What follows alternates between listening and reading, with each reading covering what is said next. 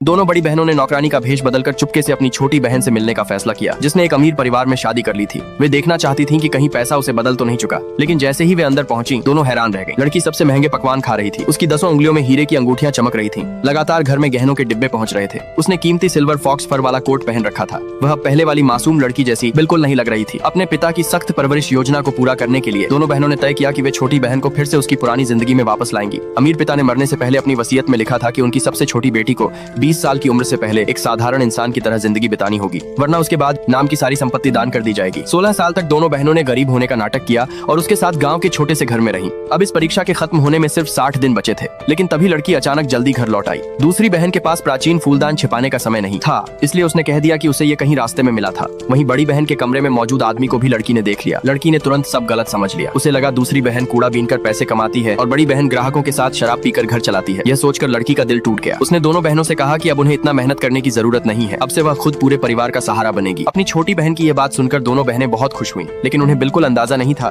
कि जल्द ही उनकी सारी उम्मीदें टूटने वाली हैं। पैसे कमाने के लिए लड़की एक नाइट क्लब में वेट्रेस का काम करने लगी, लेकिन वहाँ उसने देखा कि कोई एक अमीर सीईओ की ड्रिंक में नशीली दवा मिलाने की कोशिश कर रहा है। लड़की तुरंत उसे रोकने पहुंच गई। इसी तरह उसकी मुलाकात उस सीईओ से हुई। उधर सीईओ पर उसका परिवार शादी करने का दबाव बना रहा था। उसने सीधे एक एग्रीमेंट निकाला और लड़की को नकली शादी के बदले $3 मिलियन देने की पेशकश की। उसने कहा इससे उसकी बहनों की जिंदगी आसान हो जाएगी। लड़की ने दांत भींच कर यह प्रस्ताव मान लिया। जैसे ही दोनों बहनों को इस बात का पता चला, वे घबरा गई। परीक्षा खत्म होने में सिर्फ 2 महीने बाकी थे। आखिरी समय में कोई गलती नहीं हो सकती थी, लेकिन वे कुछ कर पाती। उससे पहले ही सीईओ एग्रीमेंट लेकर उनके दरवाजे पर पहुंच गया। दोनों बहनों ने तुरंत लड़की को उसके कमरे में बंद कर दिया और शादी से साफ इनकार कर दिया, लेकिन सीईओ ने उनकी एक नहीं सुनी। उसने दरवाजा खोल दिया और लड़की को बाहर ले आया। लड़की ने उसका हाथ पकड़ा और उसके साथ भाग गई। इसी बीच सीईओ की मां ने उसके लिए ब्लाइंड डेट भी तय कर दी थी और जिन लड़कियों से उसे मिलना था वे कोई और नहीं बल्कि लड़की की दोनों बड़ी बहनें थी। अगले दिन सीईओ लड़की को अपने घर ले आया ताकि दोनों अपनी नकली शादी का नाटक जारी रख सकें। लेकिन तभी घर के बाहर एक लग्जरी कार आकर रुकी। कार का दरवाजा धीरे धीरे खुला और बड़ी बहन व दूसरी बहन अपनी असली पहचान में बाहर उतरी। जैसे ही चारों की नजरें एक दूसरे से टकराईं,